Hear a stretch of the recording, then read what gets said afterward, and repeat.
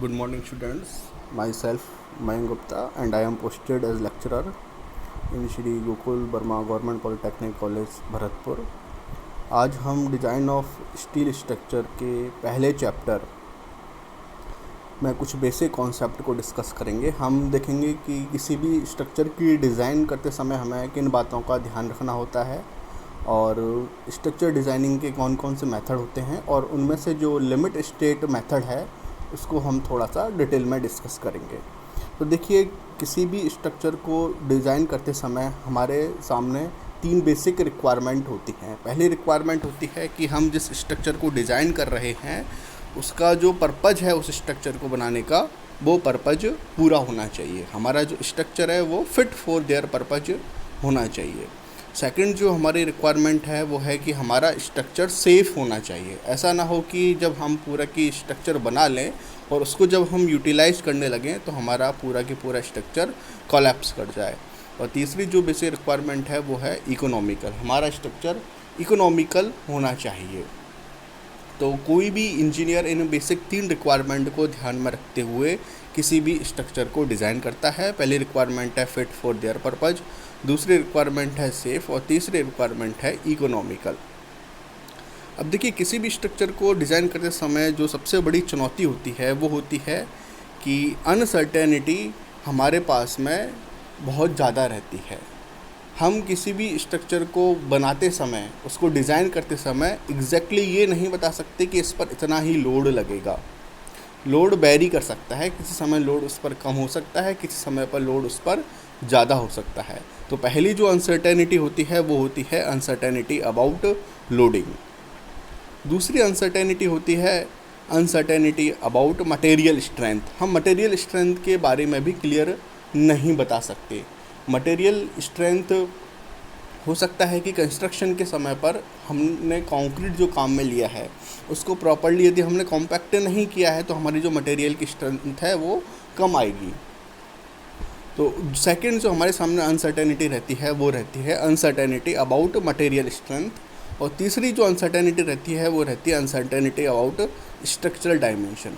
तो इन तरह की अनसर्टेनिटी को ध्यान में रखते हुए हमें हमारे स्ट्रक्चर को सेफली डिज़ाइन करना है, जो कि एक काफ़ी चैलेंजिंग वर्क होता है। क्योंकि अनसर्टेनिटी ज़्यादा है इसलिए उस स्ट्रक्चर को सेफ़ रखना भी एक बड़ा चैलेंजिंग वर्क है। तो हम जो भी डिज़ाइन करते हैं, चाहे वो डिज़ाइन ऑफ स्टील स्ट्रक्चर हो या डिज़ाइन ऑफ आरसीसी हो, सभी में हमें जो हमारा स्ट्रक्चर है वो हमें हमारी बेसिक रिक्वायरमेंट के हिसाब से डिज़ाइन करना पड़ता है, और उन बेसिक रिक्वायरमेंट के साथ साथ हमें जो उसमें अनसर्टेनिटीज़ हैं उनका भी ध्यान रखना पड़ता है। तो अब देखिए, जैसा कि मैंने बताया कि पहली अनसर्टेनिटी थी इसमें अनसर्टेनिटी अबाउट लोडिंग। हमें ये नहीं पता रहता कि हमारे पास में कितना लोड लगेगा। तो इसलिए एक नई टर्म इन्वेंट होती है जिसे कहते हैं कैरेक्टरिस्टिक लोड। तो ये जो लोड है, अब चूँकि हमें एग्जैक्टली ये नहीं पता होता है कि हमारा लगने वाला लोड कितना है, तो एक टर्म हमने यहाँ पर ले ली कैरेक्टरिस्टिक लोड। कैरेक्टरिस्टिक लोड का मतलब होता है कि किसी भी स्ट्रक्चर पर लगने वाला वह लोड जो एक सर्टेन परसेंटेज तक एक्सीड नहीं करेगा।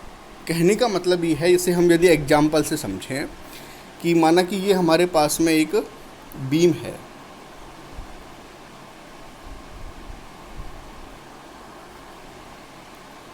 ये हमारे पास में एक बीम है, ठीक है। इस बीम पर कोई भी लोड लग सकता है। तो इसका जो कैरेक्टरिस्टिक लोड होगा वो वह लोड होगा कि मैक्सिमम टाइम्स से 95% टाइम जो लोड है वो उससे ज़्यादा एक्सीड नहीं करेगा। माना कि हमने इस बीम पर लगने वाले लोड्स की कैलकुलेशन की। माना कि पहली जो संभावना है लोड लगने की वो है 10 किलो न्यूटन, दूसरी संभावना है 5 किलो न्यूटन, तीसरी संभावना है 3 किलो न्यूटन, चौथी संभावना है 11, पांचवी संभावना है 12 किलो न्यूटन।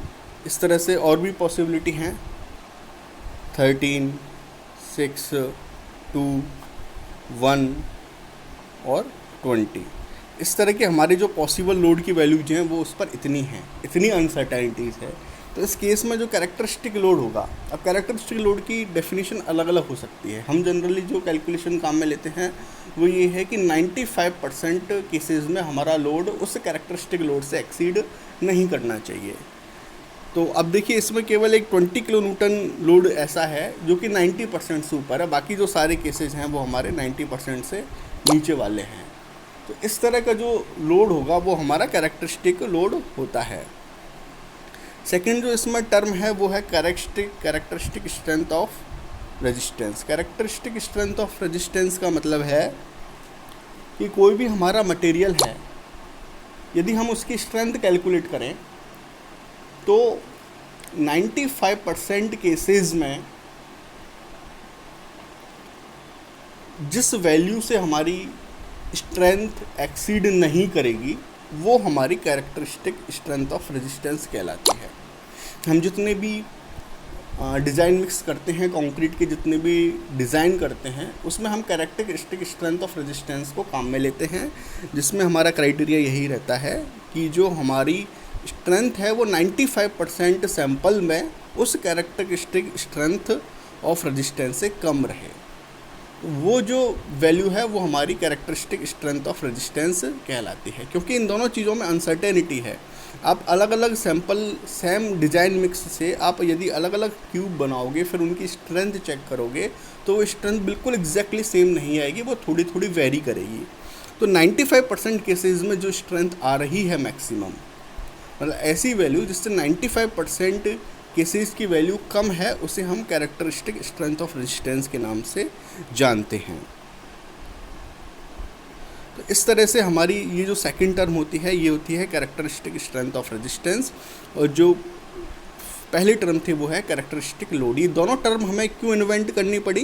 क्योंकि जो हमारी अनसर्टेनिटी थी लोडिंग और मटेरियल स्ट्रेंथ के लिए, उस अनसर्टेनिटी को दूर करने के लिए हमें एक प्रैक्टिकल पैरामीटर बनाना पड़ा, और जिससे कि हम हमारे स्ट्रक्चर को सेफली डिज़ाइन कर सकते हैं।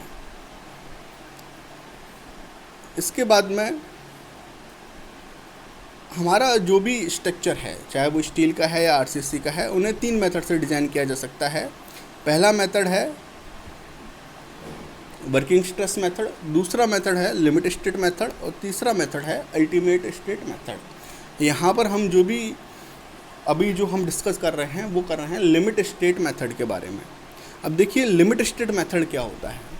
लिमिट स्टेट मेथड में जो probability of operating condition not reaching failure condition forms the basis of limit state method. मतलब जो हमारी किसी भी स्ट्रक्चर पर ऑपरेटिंग कंडीशन है, चाहे वो उस पर लगने वाला लोड हो या उसमें जो अंदर इंटरनल मटेरियल के स्ट्रेसेस डेवलप होते हैं वो हैं, वो सारी की सारी चीज़ें फेल्यूर कंडीशन तक ना पहुँचें।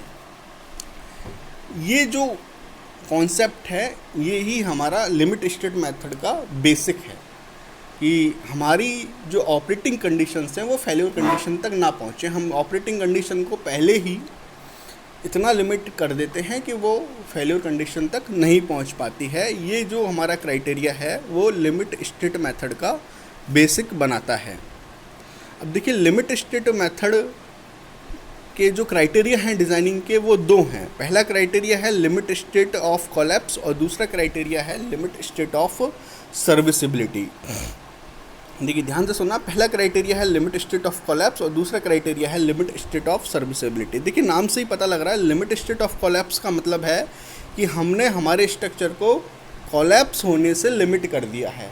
मतलब हमने जो भी क्राइटेरिया बनाए हैं वो इस तरह से बनाए हैं कि हमारा स्ट्रक्चर कोलैप्स नहीं हो। तो कोलैप्स होने के लिए हमको किस किस चीज़ को लिमिट करना पड़ेगा? उसमें जो शेयर फोर्स डेवलप होता है उसे लिमिट करना पड़ेगा, जो फ्लेक्सुरल स्ट्रेसेस डेवलप हुए हैं उन्हें लिमिट करना पड़ेगा, बॉन्ड को जो बॉन्ड स्ट्रेसेस हैं उन्हें डेवलप करना पड़ेगा, उसमें डेवलप होने वाले टेंशन कंप्रेशन को लिमिट करना पड़ेगा, टॉर्शन जो डेवलप होता है उसे लिमिट करना पड़ेगा। तो जितने भी तरह के स्ट्रेसेस और फोर्सेस हैं उन सभी को लिमिट करके हम लिमिट स्टेट ऑफ कोलैप्स को अचीव कर सकते हैं। तो लिमिट स्टेट ऑफ कोलैप्स में कौन कौन से क्राइटेरिया आते हैं? Flexural strength, shear strength, bond strength, torsion strength, tension, compression. ये जो क्राइटेरिया हैं वो हमारे लिमिट स्टेट ऑफ कोलैप्स में आते हैं। सेकंड जो क्राइटेरिया है वो है लिमिट स्टेट ऑफ सर्विसिबिलिटी का। लिमिट स्टेट ऑफ सर्विसिबिलिटी में, सर्विसिबिलिटी का मतलब क्या है, हमारा जो स्ट्रक्चर है वो सर्विसेबल है। सर्विसेबल का मतलब ये है कि उसमें कोई एक्सेस डिफ्लेक्शन नहीं है, उसमें वाइब्रेशंस नहीं है। ये जो चीज़ें हैं वो सारी सर्विसिबिलिटी में आती हैं। हो सकता है हमारा structure limit state of collapse में को फॉलो करे लेकिन लिमिट स्टेट ऑफ सर्विसिबिलिटी में फेल हो जाए, क्योंकि पॉसिबिलिटी है हमारा स्ट्रक्चर कोलैप्स तो नहीं कर रहा है लेकिन उसमें डिफ्लेक्शन इतने आ गए या उसमें वाइब्रेशंस इतने हो रहे हैं उस स्ट्रक्चर में कि आप उसको यूज में नहीं ले सकते। आप जब उसे यूज में लेंगे तो आपको डर लगेगा कि कहीं स्ट्रक्चर कोलैप्स ना कर जाए। तो ये जो क्राइटेरिया है वो लिमिट स्टेट ऑफ सर्विसिबिलिटी का क्राइटेरिया कहलाता है।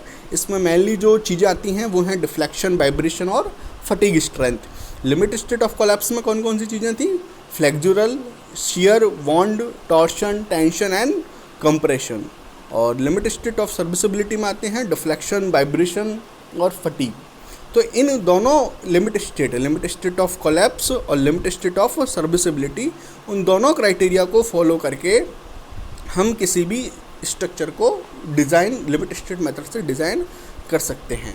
ठीक है, अब तो आज अभी हमने अब तक देखा कि किसी भी स्ट्रक्चर को डिज़ाइन करते समय उसकी बेसिक रिक्वायरमेंट क्या क्या होती है, उसमें किस किस चीज़ की अनसर्टेनिटी रहती है और उन अनसर्टेनिटी को दूर करने के लिए कौन कौन सी टर्म जो हमने दो डिफ़ाइन की थी, characteristic strength of resistance and characteristic load, इन दोनों टर्म को यूज़ में लेते हुए हम ये हमारी जो रिक्वायरमेंट है उनको फुलफ़िल करते हैं। फिर उसको डिज़ाइन करने के 3 मेथड मैंने बताए थे, working stress method, limit state method और अल्टीमेट स्ट्रेंथ मेथड। तो हम जो अभी डिस्कस कर रहे हैं वो कर रहे हैं लिमिट स्टेट मेथड को। लिमिट स्टेट मेथड को किसी भी स्ट्रक्चर को डिज़ाइन करने का जो क्राइटेरिया है उसके 2 हैं। पहला है लिमिट स्टेट ऑफ कोलैप्स और limit state of serviceability. Next class में हम एक और टर्म आती है पार्शियल सेफ्टी फैक्टर, जो कि लोड के लिए अलग होती है और मटेरियल के लिए अलग होती है। नेक्स्ट लेक्चर में हम वो डिस्कस करेंगे।